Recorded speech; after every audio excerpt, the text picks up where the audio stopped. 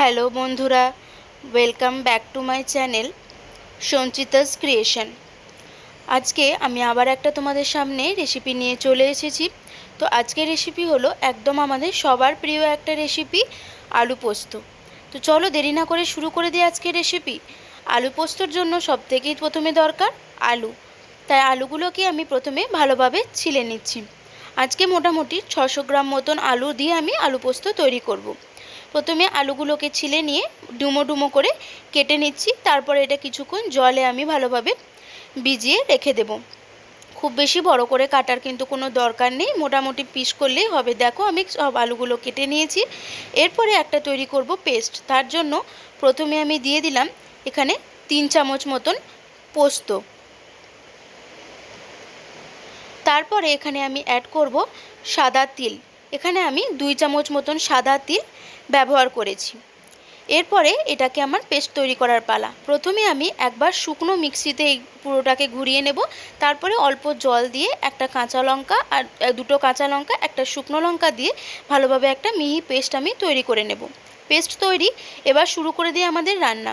আলু পোস্ত সবসময় সর্ষের তেল দিলেই কিন্তু ভালো লাগে। এর জন্য প্রথমে কড়াই নিয়ে নিচ্ছি 3 চামচ মতন সর্ষের তেল। ভালোভাবে গরম হয়ে গেলে এখানে একটা বড় সাইজের পেঁয়াজ আমি একদম কুচি কুচি করে কেটে রেখেছিলাম, সেগুলোকে আমি এখানে দিয়ে দিলাম। পেঁয়াজটা ভাজা হয়ে গেছে, পেঁয়াজটা আমাদের একটু লাল লাল করেই ভাজতে হবে, তাই জন্য ভেজে নিলাম। তারপরে এখানে দিয়ে দিলাম আমি কালো জিরের ফোড়ন। ফোড়নটা আগেই দিতে হতো, আমি ভুলে গেছিলাম, তাই কালো জিরের ফোড়নটা এখন দিয়ে দিলাম।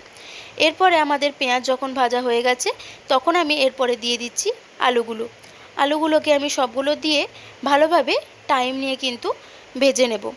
কারণ আলুগুলো যদি ভালোভাবে ভাজা না হয় তাহলে কিন্তু পোস্তর সাথে ভালোভাবে মিশবেও না, আর রান্নাটাও কিন্তু আমি করতে পারবো না ঠিকভাবে। তাই আলুগুলোকে নিয়ে আমি একদম অল্প আঁচে ভালোভাবে মোটামুটি 7 থেকে 8 মিনিট সময় ধরে লাল লাল করে ভেজে নিচ্ছি। এখানে দেখো আলুগুলো কিন্তু আমার প্রায় বলতে গেলে এখানেই 60% মতন সেদ্ধ হয়ে গেছে ভাজা অবস্থাতেই। এখানে এরপরে আমি মোটামুটি 1 বাটি মতন, একটা ছোটো বাটির জল এখানে দিয়েছি, যাতে আলুটা ভালোভাবে 90% সেদ্ধ হয়ে যায়। এরপরে এখানে সেদ্ধ করার জন্য একটু দিয়ে দিলাম পরিমাণ মতন লবণ। ঢাকা দিয়ে আলুগুলো সেদ্ধ করে নিচ্ছি। দেখো 4 থেকে 5 মিনিট পরে দেখলাম আমি মোটামুটি জলটা শুকিয়েও গেছে, আলুগুলো সেদ্ধ হয়ে গেছে। এখানে দিয়ে দিলাম এরপরে বড় সাইজের একটা টমেটো। আমি একদম স্লাইস করে টমেটোগুলো কেটে রেখেছিলাম। টমেটো দিলে কি হয়, আলু পোস্তর সাথে একটু টক টক ভাব আসে, সেটা কিন্তু খেতে খুব ভালো লাগে। টমেটোটা মোটামুটি গলে গেছে, এই সময় দিয়ে দেবো যে পোস্তটা আমি পেস্টটা করে রেখেছিলাম, সেই পোস্তর পেস্টটা দিয়ে ভালোভাবে মিশিয়ে নিতে হবে। পোস্তটা কিন্তু এখনও পুরোটাই কাঁচাই আছে, সেই জন্য আমাদের কিন্তু 5 থেকে 6 মিনিট সময় নিয়ে এটাকে ভালোভাবে কষিয়ে নিতে হবে পোস্তটাকে, যতক্ষণ না অবধি মোটামুটিভাবে জলটা বা ঝোলটা শুকিয়ে আসে ততক্ষণ অবধি আমি এটাকে রান্না করে নেব। হালকা জল দিয়ে দিয়ে, পোস্ত আছে তার জন্য কিন্তু এটা তলায় হয়তো ধরে যেতে পারে। দেখো আমাদের এখানে কিন্তু একদম রেডি হয়ে গেছে আমাদের আলু পোস্ত। মোটামুটি খুব বেশি ঝোলও আমি রাখিনি, একদম মাখা মাখা আলু পোস্ত তৈরি করেছি। তো আজকের আলু পোস্ত কিন্তু আমাদের রেসিপি কিন্তু এখানেই শেষ। আজকে আমাদের রেসিপি এখানে শেষ হলো। আমি ঢাকা দিয়ে দিলাম, মোটামুটি 5 থেকে 10 মিনিট এটাকে রেস্টিংয়ে রেখে দিয়েছি।